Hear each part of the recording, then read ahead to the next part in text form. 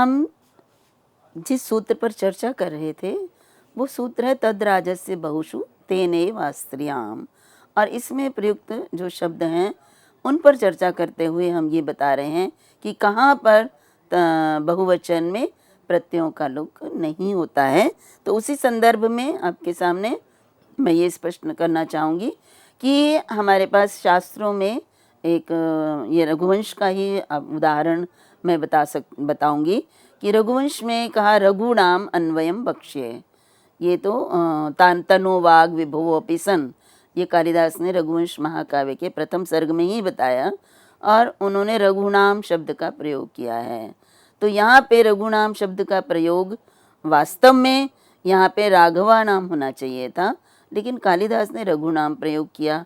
इसी प्रकार से निरुध्यमाना यदुभी, तो यदुभी के स्थान पर यादवई होना चाहिए था। क्यों होना चाहिए था, इस विषय में भी जानना अनिवार्य है।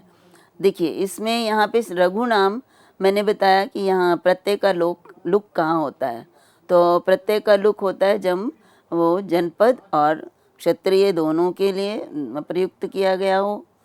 तो यदि ऐसा नहीं है तो यहाँ पर जो है प्रत्यय का लुक नहीं होगा। तो यहाँ पर फिर क्यों हुआ है, तो ये एक बहुत ही अनिवार्य चीज़ है समझने वाली। तो रघु नाम जो है यहाँ प्रयोग इसलिए किया गया है कि रघु शब्द से अण प्रत्यय किया, और रघु नाम प्रयोग करने के लिए उसमें हम इसका लुक जो है वो कर देते हैं। वास्तव में रघु शब्द यद्यपि जनपदवाची नहीं है और क्षत्रियवाची है, केवल रघुकुल में उत्पन्न क्षत्रिय। इसी तरह से यदु शब्द भी जो है ये क्षत्रियवाची ही है, जनपदवाची नहीं है, लेकिन फिर भी इनका जो है लुक हुआ है राघव और यादव के बजाय यहाँ पर यही शब्द का प्रयोग किया गया है। तो इसी प्रकार से अब सूत्र में कहा तद्राजस्य, ये भी जानना जरूरी है कि तद्राज प्रत्ययों का ही लुक होगा। यदि तद्राज के अंतर्गत आने वाले प्रत्यय नहीं है तो उनका लुक नहीं होगा। जैसे उदाहरण है औपगवाह, जैसे हमने उपगोह अपत्यम हमने किया, और उपगोह अपत्यम की सिद्धि अण प्रत्यय लगाकर की जाती है। तस्यापत्यम सूत्र द्वारा संतान अर्थ में अण प्रत्यय होता है और वो अण प्रत्यय के लिए प्राग दिव्य तो अण सूत्र है। तो यहाँ पर भी उपगोह अपत्यम में उपगु से संतति अर्थ में अण प्रत्यय हुआ है। अब अण प्रत्यय हुआ है, प्रथमा एक वचन में औपगव बनता है, पूर्व में हम इसकी सिद्धि कर चुके हैं। द्विवचन में औपगवो बनता है। अब जब बहुवचन की बात आती है तो ये प्रश्न होता है कि यहाँ पर प्रत्यय का लुक होगा क्या, परंतु नहीं होगा, क्योंकि जो तस्यापत्यम और प्राग दिव्य तो अण सूत्र हैं वो तद्राज संज्ञा उनकी नहीं होती है, वो तद्राज नहीं है। तो अगर तद्राज संज्ञा नहीं है तब लुक नहीं होगा। इसलिए जैसे औपगव बना वैसे ही बहुवचन में भी औपगव ही रहेगा और उससे बहुवचन का प्रयोग होगा। इसी तरह से कहा बहुषु, बहुवचन में प्रयोग होगा तभी होगा। तो यदि अंगः, तो अंग देश का भी नाम है और अंग क्षत्रिय का भी नाम है, अंग देश अंग। तो यहाँ पे देखिए तो जनपद क्षत्रिय दोनों अर्थ में प्रयुक्त है, लेकिन और अय प्रत्यय होता है। तो एक वचन में तो अंगः बना, लेकिन बहुवचन में भी अंगा ही बनेगा, वहाँ पर लोप नहीं होगा प्रत्यय का। क्यों नहीं होगा, बहुवचन में तो हो जाएगा लेकिन जो एक वचन है उसमें लोप नहीं होगा, इसलिए आंगा बना। यदि लुक करने की बात आ जाती तो फिर यहाँ पर भी अंगा हो जाना चाहिए था, लेकिन क्योंकि सूत्र में कहा है बहुषु कि बहुवचन में प्रयोग होना चाहिए, बहुवचन के अर्थ में होना चाहिए, तो यदि एक वचन के अर्थ में है तो वो लुक नहीं होकर आंगा रूप बनता है। इसी तरह देखिए एक और बात कही है सूत्र में अस्त्रियाम, अर्थात स्त्रीलिंग का नहीं होना चाहिए। अगर स्त्रीलिंग में अपत्य अर्थ में तद्राज प्रत्यय लग जाए तो उसका बहुवचन में यदि प्रयोग करना है तो वहाँ प्रत्यय का लोप नहीं होगा। जैसे उदाहरण है आपके पास आंग्यः स्त्रियः, आंग्य अंग देश में रहने वाली स्त्रियां, तो यहाँ पे और या अंग क्षत्रिय की स्त्रियाँ, स्त्रीलिंग शब्द लड़कियाँ जो हम कहेंगे कन्याएं, तो यहाँ पर बहुवचन तो है, लेकिन यहाँ पर जो बहुवचन है वो स्त्रीलिंग के साथ हुआ है। तो अंग से अंग देश की स्त्रियां अंगी प्रत्यय लगकर बनता है, और फिर जब हम अंगी बना लेते हैं अंग की रहने वाली, तो फिर उसके बाद जो प्रत्यय हमने किया था उसका बहुवचन में भी प्रयोग करेंगे तो उसका लोप नहीं होगा। तो इसलिए अंग्यः ही बनेगा, ना कि इसका अंग्यः रूप बनेगा। तो ये स्पष्ट हो गया इस सूत्र के में जो भी शब्द हमने प्रयोग किए हैं उनका क्या तात्पर्य है, किन परिस्थितियों में लुक होता है, किन परिस्थितियों में नहीं होता।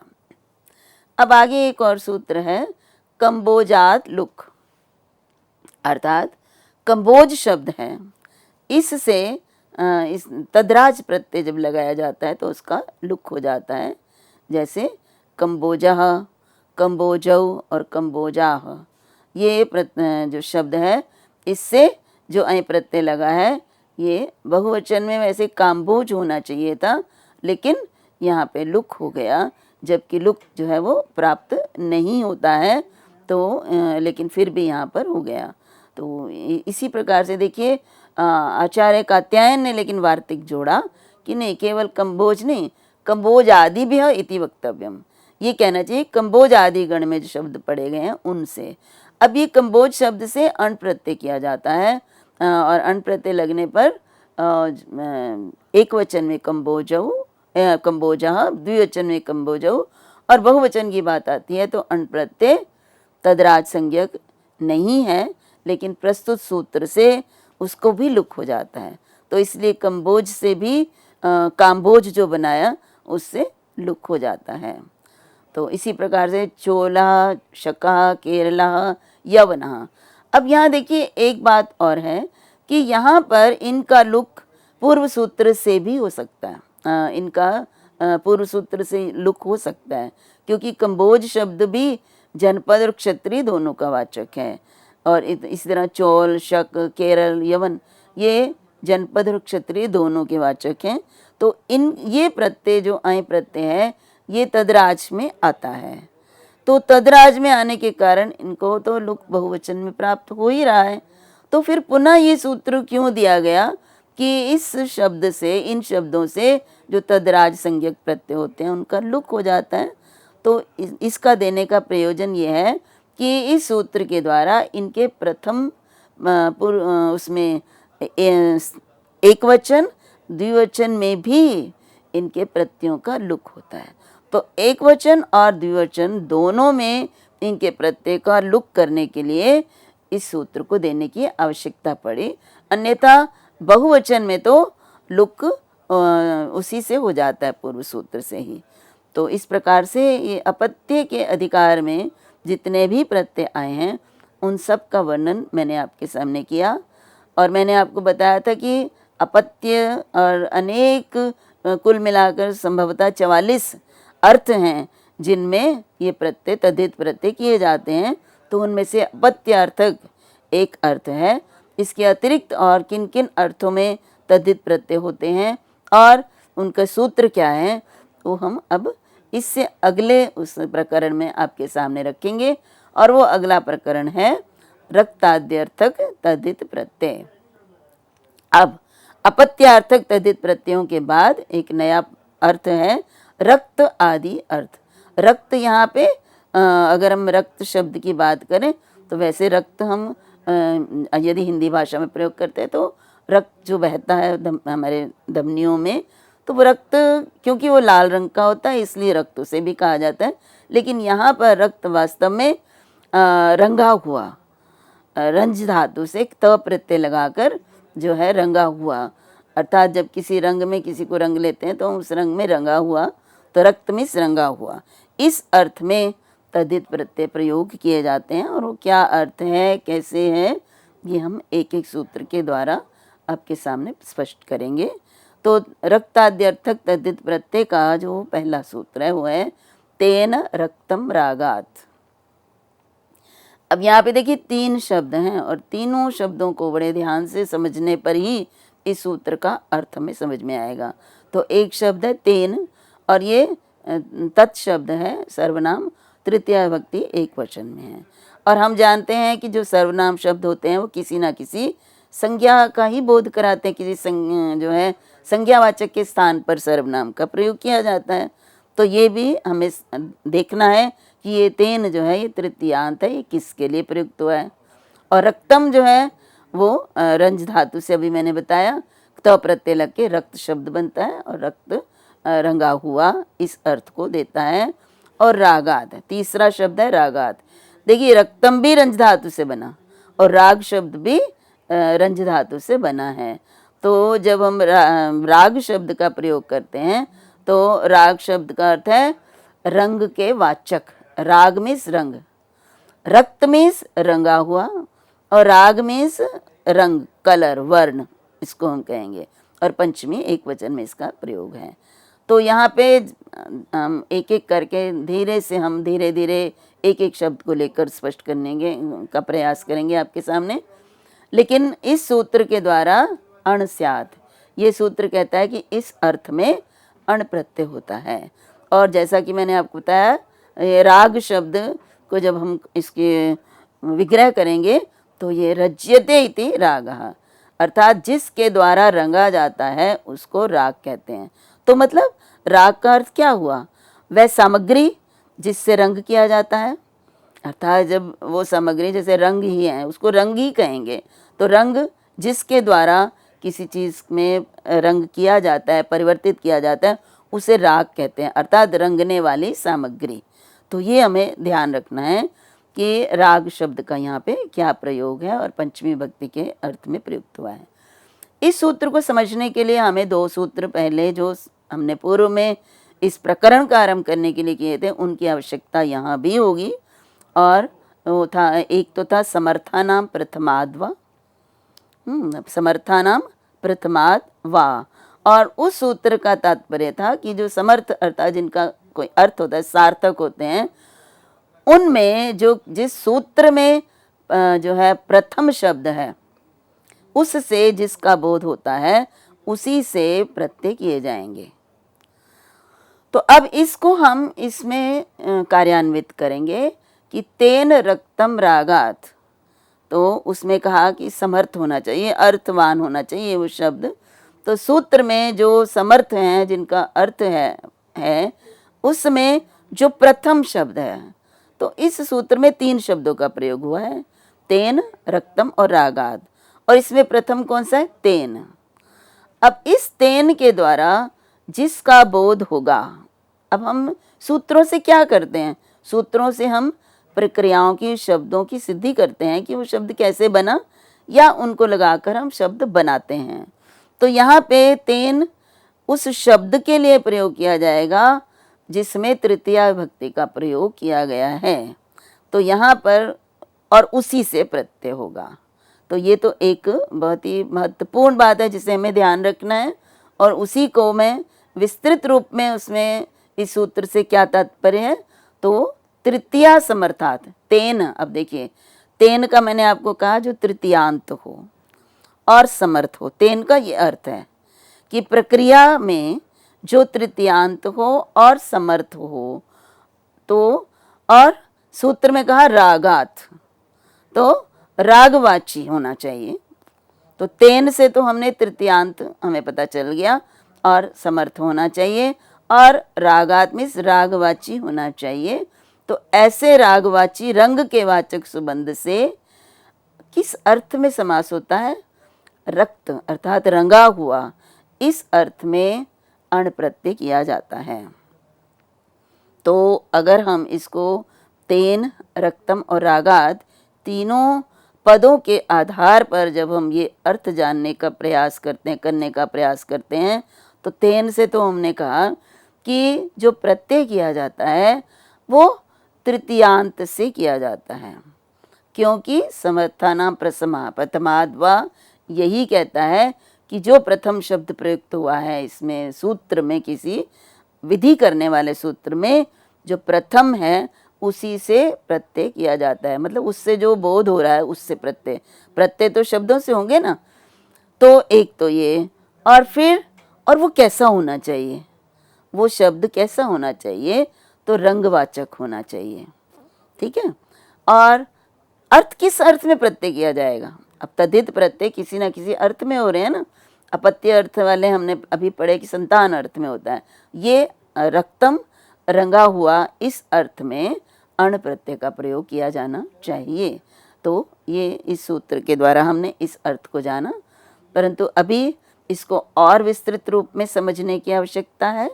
तो मैंने पूर्व में आपके सामने वो अर्थ रखे थे कि कितने अर्थों में तद्धित प्रत्ययों का प्रयोग किया जाता है। प्राग्द्वितीय अर्थेषु विद्यमानेभ्यः जो 44 अर्थेभ्यः अयम द्वितीय अर्थ, मतलब 44 अर्थों में ये तद्धित प्रत्यय किए जाते हैं। उनमें से पहला मैंने आपके सामने किया और अभी ये दूसरा है। और इसको और विस्तृत रूप में अगर इसकी व्याख्या करें तो संस्कृत में यदि हम कहें तो रागवाचिनः शब्दात्, अर्थात जो शब्द राग का वाचक है, राग मीन्स रंगने वाली सामग्री, जैसे नीला, सफ़ेद, पीला, कषाय, ये तो राग अयम शब्द रज धातु, रंज धातु से बना है, तो रंज धातु से करण अर्थ में घय प्रत्यय लगाकर बनता है। तो इसका अर्थ क्या होता है, रज्यते अनेन इति, राग उसको कहते हैं जिसके द्वारा वर्णांतरम प्राप्यते, अर्थात उसका रंग जो है वो बदल जाता है। तो अब रंग बदलता किससे है, तभी मैंने आपको कहा ना, राग का मतलब है रंगने वाली सामग्री, तो रंग बदलने वाली सामग्री, तो वो सामग्री जो है उससे ही ये प्रत्यय किया जाता है।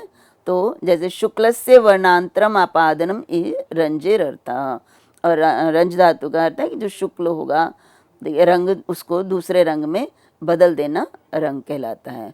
तो अब राग शब्द की व्युत्पत्ति भी हम देख लेते हैं, ये कैसे बना। तो रंज धातु से घय प्रत्यय लगा, और घय प्रत्यय कर्ता अर्थ में नहीं होता है, तो अकर्तरी चकार के संज्ञायाम, और राग मैंने भी बताया राग किसे कहते हैं, वो सामग्री का नाम है, संज्ञा अर्थ है, नाम है, तो इसलिए यहाँ पे घय प्रत्यय होगा। और जब भी घय प्रत्यय किया गया है तो घय प्रत्यय जो है घित है, इसलिए हमारे पास एक सूत्र पाणिनि का है, चजो को घिण्यतो, अर्थात घित प्रत्यय लगे या ण्यत प्रत्यय लगे तो जो च ज होता है उनको कु होता है, कवर्ग हो जाता है। तो यहाँ पे प्रश्न आएगा ना कि रंज धातु से ज क्यों नहीं है, यहाँ पे राग में ग क्यों है। तो ज को ग में परिवर्तन करने के लिए हमारे पास पाणिनि का सूत्र है, जिससे कि ज जो है वो कवर्ग में बदल जाता है।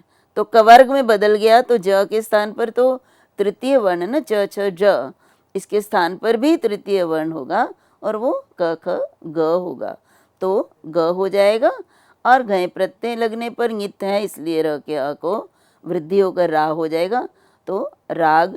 लेकिन बीच में य है, अब य कहाँ पे जाएगा, य कहाँ का क्या होगा, तो घई च भाव कर्मणो हो, सूत्र द्वारा घय प्रत्यय परे है, इसलिए इसके न का लोप हो जाएगा। न वास्तव में न है, लेकिन ज के सानिध्य के कारण न को य हुआ है, तो न य वापस न होकर और उसका लोप होकर राग बन जाता है। तो उदाहरण देखते हैं, इसका उदाहरण क्या है, तो उदाहरण है काषाय, ये हमने बहुत बार भाषा में प्रयोग देखा, काषाय वस्त्र। काषाय उस वस्त्र को कहते हैं जो गेरुआ हो, गेरुए रंग में रंगा हुआ वस्त्र काषाय वस्त्र कहते हैं। तो काषाय का मीनिंग अर्थ क्या होगा, काषाय का अर्थ है काषायेण रक्तम वस्त्रम, काषायम, तो काषाय किसको कहेंगे, वह वस्त्र जो कषाय रंग में रंगा गया है। अब कषाय जो है वो रंगवाचक है, तो और रंगा किससे गया है, कषाय के द्वारा। तो हमने अभी आपको सूत्र में बताया तेन, तेन तृतीया विभक्ति एक वचन में है, तो इसमें कषायेण तृतीया विभक्ति में है। देखिए कषायेण रक्तम दो शब्द हैं हमारे पास, वस्त्रम तो उसके अर्थ को दे रहा है। तो यहाँ पे अगर हमारे पास प्रश्न हो कि कषाय में विभक्त प्रत्यय लगाएंगे या रक्तम में लगाएंगे, तो इसका समाधान कैसे होगा, हमने अभी आपको बताया तेन रक्तम रागात सूत्र के संदर्भ में बताया कि तेन तृतीया व्यक्ति में समाप्त हो रहा है और पहले नंबर पे है, सूत्र में प्रथम है।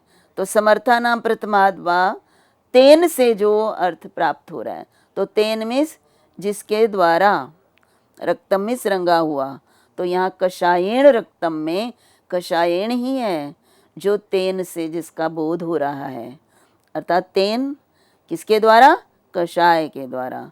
तो कषाय राग का वाचक है, रंग का वाचक है, रंग का वाचक में जिससे रंगा जाएगा। अब वस्त्र रंगेंगे किससे, कषाय से, तो कषाय जो है वो रंग का वाचक है, रंगने वाला एक रंग है, वस्तु है, और उससे रंगा हुआ अर्थ में।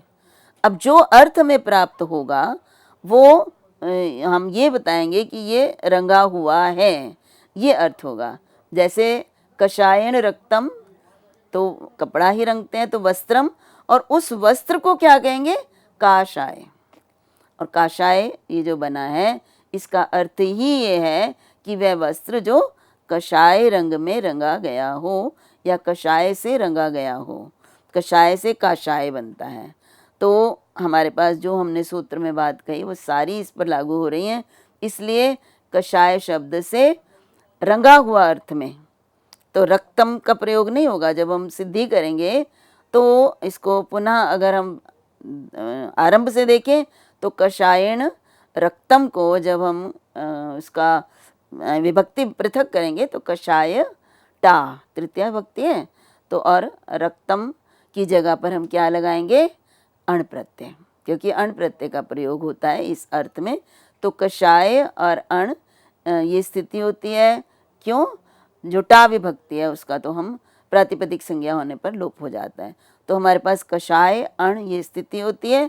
फिर अण प्रत्यय जो है वो नित्य है, कषाय के अ को वृद्धि हो जाएगी, काशाय बन जाएगा। तो काशाय के य के अ का यस्येति च से लोप होकर और जो अण का अ है उसमें सम्मिलित हो जाएगा, तो काशाय हमारे पास रूप सिद्ध होगा। इसी तरह से अन्य भी किसी भी रंग में करना हो तो इसी तरह से, यदि और किसी रंग में करना है तो भी, जैसे मांजिष्ठम तो और कौसुंभम, ये सारे जो हैं ये रंगवाची हैं, और इनमें रंगी हुई जो भी वस्तु होगी यदि उसको बताना है तो अण प्रत्यय लगाकर बताएंगे। तो ये वस्त्र अर्थ को बताना है अगर, तो कषाय, और वो वस्त्र का रंग हमें बताना है तो उससे जो प्रत्यय लगेगा तद्धित वो इसी सूत्र के द्वारा लगेगा। अब मैंने आपको इसकी सिद्धि आपके सामने स्पष्ट तो की है और काशायम किस प्रकार से बनेगा, परंतु इस सूत्र में जो शब्द कहे गए हैं, बताए गए हैं पद, उनका क्या प्रयोजन है। देखिए मैंने आपको बताया कि रागात, कि वो रंग का वाचक होना चाहिए, अर्थात रंगने वाली सामग्री होनी चाहिए। कहने का तात्पर्य है कि वो ही रंग उसमें परिवर्तित हो जाना चाहिए, राग स्वयं ही। तो जैसे हम अगर कहते हैं कि देवदत्तेन रक्तम वस्त्रम, अब देवदत्त के ने रंग कपड़े को रंग किया है, तो देवदत्त रंगवाचक नहीं है। देवदत्त तो जो है वो एक साधन है जिसने जो है वस्त्र को रंगा है, लेकिन वस्त्र रंगा तो उस सामग्री से है, जो सामग्री जो है, जैसे हमने कहा कषाय से रंगा है। यदि हम कहते हैं देवदत्त ने रंगा है तो देवदत्त से प्रत्यय नहीं होगा, क्योंकि देवदत्त उस रंग में नहीं बदलता। तो इसलिए ये भी देखना है कि राग वाचक शब्द ही हो जिससे कि ये प्रत्यय होगा। अब एक और प्रश्न उठता है कि कुछ शब्द जो है भाषा में प्रयुक्त किए जाते हैं, कुछ जैसे कथम काशायौ गर्दभस्य कर्णौ, ये एक वाक्य प्रयुक्त होता है कि गधे के कान काशाय वर्ण के हैं, अर्थात गेरुए रंग के हैं। तो क्या इसमें ऐसा तो नहीं है कि कषाय से उनके कान गेरुए रंग के किए गए हों। कभी कभी वो गेरुए रंग के दिख रहे हैं, उसका तो कोई और कारण है, ना कि कषाय से उनको रंगा गया है। इसी तरह से हारिद्रौ कुक्कुटस्य पादौ, मतलब कुत्ता, कुक्कुट, कुत्ते को कहते हैं, कुक्कुट के जो पैर हैं वो हरिद्रा के जैसे हैं, हल्दी वाले हैं। तो क्या हल्दी के रंग से तो नहीं रंगे ना, तो इसलिए ये जो यहाँ प्रत्यय लगाए गए हैं, ये कैसे उनकी पुष्टि करेंगे? उन प्रत्ययों को क्यों लगाया? जब वो रंगवाचक से नहीं प्रयुक्त किए गए हैं, उन रंगवाचक से उनको नहीं रंग बदला है, उनके तो जो है हम कहेंगे कि स्वाभाविक रूप से जो इस प्रकार के हैं, तो इसलिए इसका जो उत्तर है वो देते हुए टीकाकारों ने कहा कि उपमानात् भविष्यति, अर्थात अगर इनको उपमान के रूप में प्रयुक्त किया जाए तो इनसे भी प्रत्यय लग जाते हैं। जैसे काशायो का मतलब होता है कि काशायो इव, अर्थात गेरुए रंग के समान हैं, इनके गेरुए रंग से रंगे हुए के समान हैं इनके कान। तो ये इस प्रकार से जब हम कहेंगे गेरुए रंग से रंगे हुए, तो प्रत्यय लगेगा ही ना। तो इसलिए यदि हम केवल ये कहें कि उनके कान कषाय वर्ण के हैं तो नहीं हो सकता यहाँ पे, क्योंकि कषाय रंग ने उनके कानों पर कोई प्रभाव नहीं छोड़ा है। लेकिन जब हम इसको उपमान के रूप में प्रयोग करते हैं, तब यहाँ पे यही अर्थ जो हमने पहले भी किया कि कषाय रंग से रंगे हुए के समान उपमान के रूप में जब प्रयोग करते हैं, तो तब ये प्रत्यय लगकर काषाय शब्द जो है वो जो शुद्ध शब्द होता है। इसी तरह हरिद्रव शब्द भी शुद्ध शब्द होता है। अब आगे जो हम सूत्र करेंगे वो है नक्षत्रेण युक्तः कालः। इसमें भी 3 वर्ण है, इसमें भी पहला वर्ण जो है तृतीयांत है, और हमने ये ध्यान से देखना है कि जहाँ पर भी तृतीयांत है तो उसको हम जो पूर्व सूत्र है और वो पहले नंबर पे है, पहले स्थान पर है सूत्र में, तो हम समर्थानाम प्रथमाद् वा से उसी से प्राप्त होने वाले शब्द से प्रत्यय करेंगे। ये इसे समझ में आ जाना चाहिए। तो नक्षत्रेण मीन्स नक्षत्रवाची जो शब्द होता है उससे अण प्रत्यय लगेगा, और किसी न किसी अर्थ में लगता है ना। कुछ अपत्य अर्थ में किए हमने, अब कुछ रक्त उसमें अर्थ में किए, रंगा हुआ अर्थ में। तो ये प्रत्यय, यहाँ जो प्रत्यय बताया, प्रत्यय अण होता है, लेकिन वो किस अर्थ में होता है? देखिए, अण प्रत्यय बहुत ही विस्तृत है। अण प्रत्यय अपत्य अर्थ में, संतान अर्थ में भी हमने पढ़ा। अब यहाँ पर अण प्रत्यय होता है तो अर्थ भिन्न होते हैं, तो कहाँ किस अर्थ में अण प्रत्यय होगा, ये जानना तद्धित प्रकरण का एक बहुत ही आवश्यक जो है बात है, जिसको हमें ध्यान में रखना है। तो यहाँ पे जैसे कहा नक्षत्रेण, अर्थात नक्षत्रवाचक जो भी शब्द होगा उससे अण प्रत्यय होगा, लेकिन किस अर्थ में होगा? युक्तः कालः, अर्थात उससे युक्त जो कालवाची शब्द है, उस नक्षत्र से युक्त कालवाची शब्द है, तो इस अर्थ में ये प्रत्यय होगा। तो इसकी वृत्ति देखें तो नक्षत्रवाचिनः, जैसा मैंने बताया कि नक्षत्रवाची शब्द के बाद तृतीया समर्थात, ये मैंने बताया, तृतीयांत हो और समर्थ पद हो, नक्षत्रवाची हो, तो उससे युक्तः कालः, उससे युक्त काल, इस अर्थ में अण प्रत्यय होता है और वो तद्धित प्रत्यय कहलाता है। अब यहाँ इसको और विस्तार से यदि हम देखें तो इसका अर्थ है, यदि कस्यचन नक्षत्रस्य नाम्नः प्रयोगं कृत्वा कालस्य कस्यचन विभागस्य, अर्थात यदि किसी नक्षत्र का नाम के नक्षत्र के नाम का प्रयोग करके यदि किसी काल के विभाग को बताया जाए। अब देखिए, काल का विभाग क्या, जैसे एक दिन है पूरा, उसमें हम प्रातः काल होता है, उसको सायंकाल बोलते हैं, दिन बोलते हैं, दिनम बोलते हैं, रात्रि बोलते हैं। तो ये क्या है? ये काल के विभाग हैं। तो अगर किसी एक विभाग का निर्देश किया जाए तो उस नक्षत्र, जो जिस नक्षत्र का नाम प्रयोग किया गया है, उससे इस सूत्र से तद्धित प्रत्यय का प्रयोग होता है। इसे हम उदाहरण द्वारा भी स्पष्ट करना चाहेंगे, जैसे पुष्येण युक्तः कालः, अर्थात पुष्य नक्षत्र है और उससे युक्त आहा दिन, अगर दिन है तो उस दिन को क्या कहेंगे? उस दिन को हम कहेंगे पौष, पौषः। तो पुष्य से अण प्रत्यय लगकर पौषः बनता है। तो अभी के लिए इतना ही। इससे, इस सूत्र से संबंधित अन्य जिज्ञासाएं, अन्य प्रश्न, उनका समाधान आपके सामने मैं अगले व्याख्यान में करूँगी। आज तक के लिए इतना ही। आप सबको मेरा बहुत बहुत नमस्कार। सभी का धन्यवाद।